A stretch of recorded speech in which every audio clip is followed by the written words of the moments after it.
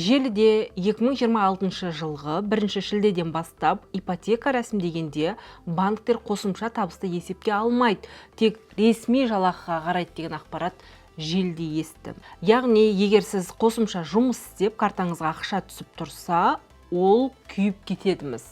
Дұрыс па? Жоқ, бұл да өтірік. Қаржы нарығын реттеу және дамыту агенттігі мен ұлттық банк бұл қауесетті бірден теріске шығарды. Шілдеде ешқандай қатаңдату шаралары жоспарланбаған. Экономист мамандардың айтуынша басты ереже өзгерген жоқ. Қосымша табысыңыз ресми болу керек. Егер сіз екі жерде заңды жұмыс істесеңіз, немесе картаңызға түскен ақшаны жеке кәсіпкер ретінде тіркеп, салығын төлеп отырсаңыз, банк оны міндетті түрде есепке алады.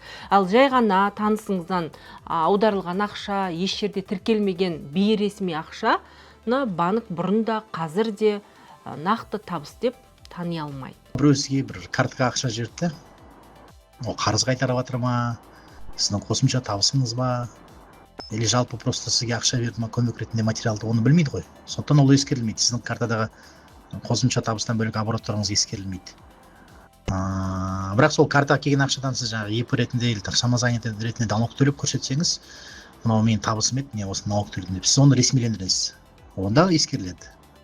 Айтпақшы, ұлттық банк қарыз жүктемесінің коэффициентін еске салды. Ол бұрынғыдай 0,5. Яғни сіздің барлық несиеңіздің ай сайынғы төлемі табысыңыздың шартысынан аспауы тиіс. Сонымен қосымша табысты алып тастады деген ақпарат фейк. Тек оны заңдастырып, салығын төлеп көрсетсеңіз болғаны. Біз қаржы нарығын реттеу және дамыту агенттігіне хабарласқаннан кейін бұл ақпаратты таратқан алғашқы парақша, негізгі көз, яғни қатесін түсініп, постты өшіріп тастады.